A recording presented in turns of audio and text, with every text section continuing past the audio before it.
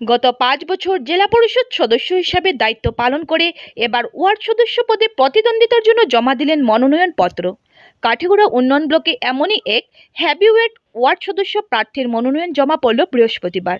প্রাপ্ত খবর মতে গত 5 বছর দক্ষিণ কাঠিগড়া জেলা পরিষদ সদস্য ছিলেন অসীম দত্ত। পঞ্চায়েত ডিলিমিটেশনের ফলে দক্ষিণ কাঠিগড়া জেলা পরিষদ এখন কাঠিগড়া লক্ষ্মীপুর জেলা পরিষদ হিসাবে নতুন নামকরণ হয়েছে।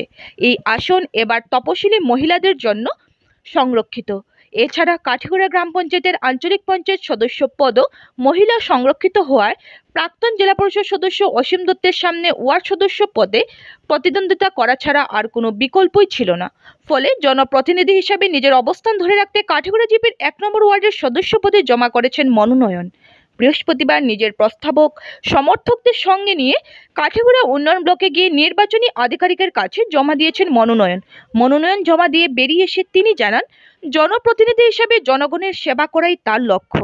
জেলা পরিষদ এবং আঞ্চলিক পঞ্চায়েত সদস্য সংরক্ষিত হওয়া থাকায় নিজের গ্রামের মানুষের চাপে শেষ পর্যন্ত ওয়ার্ড সদস্য পদে মনোনয়ন জমা দিয়েছেন তিনি।